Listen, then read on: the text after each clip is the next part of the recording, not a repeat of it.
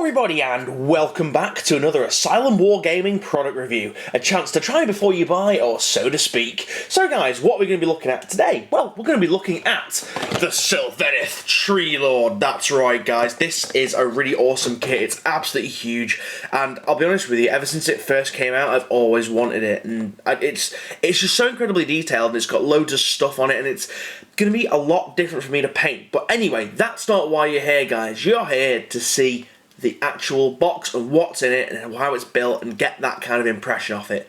So first and foremost, the box. Again, we have some beautiful box art. Games Workshop box art is always really nice. Of depicting exactly what you get. Well, you get a couple of different variants in this, as we're going to see when we turn it over to the back.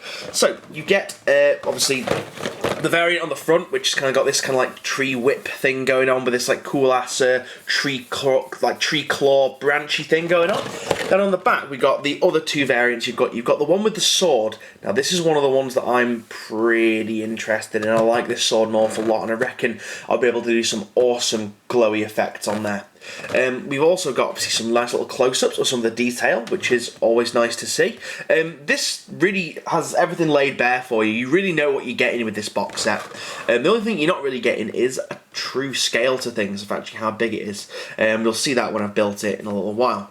We also get some close-ups of the what's on the front of the box. We get like a rear view, a facial view. There's like some cool little bugs and stuff going on. Some more close-ups there. And a nice close-up of the face. And we also get this one here. Now, I also like this one with this staff. Again, I'm not entirely sure which one I'm going to go for. I might try and make a combination of the staff and the sword. I'm not, like I say, not entirely sure yet. And look, as per usual, we got a hoo-hoo. We've got an owl.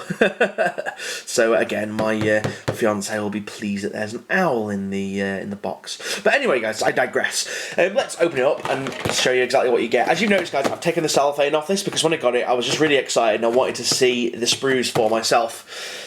So as we delve into the box, we are greeted with an oval base. This is one of the more odd-sized oval bases, really. I've never had an oval base like this, and I'll be honest with you, I'm not using it. I'm going to be using a big square monster base, because after all, this is going to be used for Kings of War. This kit is a 2-sprue kit, as you will see there, and then we got some instructions. Now, I believe that these are the nicely rendered 3D instructions. I'm just going to move that there. Oh, knocked my thinners over. So yeah, guys, these are the really lovely 3D renders of all the stuff. We're not going to go for the entire instruction manual because it's quite a thick one, this is, and it's going to take a lot of time to go through. As you say, it's a 2-sprue kit. A lot of these big boxes are 2-sprue kits, and the way GW are going now, I think they're designing stuff with a lot of hollowness in mind, which means that you can actually get more on the sprue. So we're going to look at those sprues in just a second, guys. So I'm going to move on to that. Okay guys, let's get on with looking at the sprues. Sprue cam today is a little bit odd because these sprues are really big, and I've not done a big kit like this, so I don't think they're going to fit on the camera properly. So we're going to have to do lots of close-ups. But here is the first sprue, guys. Now, I'll be completely honest with you, I've not got a clue what any of this stuff is. I've never built this kit before in my entire life. From what I can see, moving on to some of the detail, we've just got lots of tree-looking bits, really. I honestly don't know what any of this stuff is. I mean, I know that this bit is maybe something for, like, the top of it, for the head. You know, it's kind of like stag horns. Ah, here we go. Here's that cool-looking staff piece going on here. Again, I'm sorry, I'm a bit sniffly, guys. I've got a bit of a cold going on. But there's some absolutely lovely detail on this. Lovely cracks and stuff running up the wood, and really, really cool. And this is another detail for the top here as well, for the top of his head, which is kind of like this braided kind of tree branch, which looks really interesting. On the flip side of the staff, again, we've got some beautiful details on this little flower going on here, and it's just really, really nice. That'll be lovely to paint up if I get around to doing it. Other bits, we've got, looks like this is like some kind of leafy tabard that he has. I'm not entirely sure. It's really, I know there's a lot of options with the kit, but I really couldn't tell you guys what any of this stuff is on this sprue. As a result, we're going to have to move on to the next sprue really quick. I'm sorry, guys. I really am sorry. I apologise greatly. This sprue, there's some more easily recognisable bits on it, and the first thing that is jumping out at me is this beautiful, beautiful sword that's going on here. Again, I just can't wait to paint some of this up. It looks like here we got some of the torso pieces, and here's a hand. I know what a hand looks like, guys. We've got, so let's look at some of the accessories. So this looks like a little base decoration, a little bit of terrain to pop on the bases. Not sure whether we're going to be using that. We're going to see if it'll stand up without the base, the base dressing that it comes with. We've got that cool little bug thing, which is really, I mean, look at the detail on that. It's astounding. GW really has, done itself proud with this kit. Other little bits. What is this? What is this? It's like a little dragon. It's like a little tiny dragon. Is that a dragon? I don't know. It looks like it. Yeah, there's a little tiny face in there as well. That's really nice. Here's one of the face plates for it. Because we've got like the one that's kind of like battle scarred and battle damage and things. I'm not sure whether I want to go for that one. I'm going to have to put some serious thought into building this kit, guys. I can't just go building it bullet a gate for you. Other things that we have, again, we've got some lovely decorations with these kind of like skulls that have grown, well, the branches that have grown through the skulls. Where are the other face plates? That is what I would like to know. I really, really would like to know where the other face plates are, because I can only see one. What is going on with this? Let me flip it over and see if there's anything else that I can see. Nope. Guys, I really, really have got to offer my most humblest apologies. I can't tell you what anything is on this sprue. All I can do is give you guys a good look at it. It's very, very odd for me. This has never happened before. I do apologise, guys. I'm very, very sorry. Oh, there's the owl. Even the owl's got a load of detail on it as well, which is great. Let's just flip the owl over. Look at that. It's absolutely brilliant. There must be another. Where are the faceplates, guys? There must be some faceplates on this one. Oh, there's one of them. There's one of the faceplates. I like that one. That one's pretty cool. There should be a third faceplate option, I think.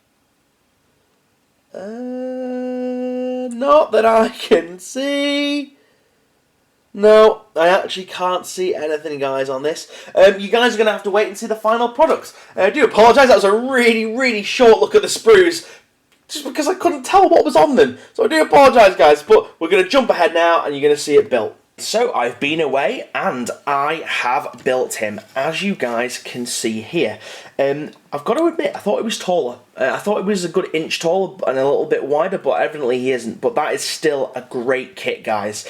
It is absolutely chock full of detail, and we're going to zoom in on this as I speak. So this kit actually makes 3 different variants of Treelord or Treemen Ancient or whatever it is, and those are, first and foremost, the Treelord Ancient, the regular Treelord, and then a Spirit of Durthu, which all 3 of them look really great.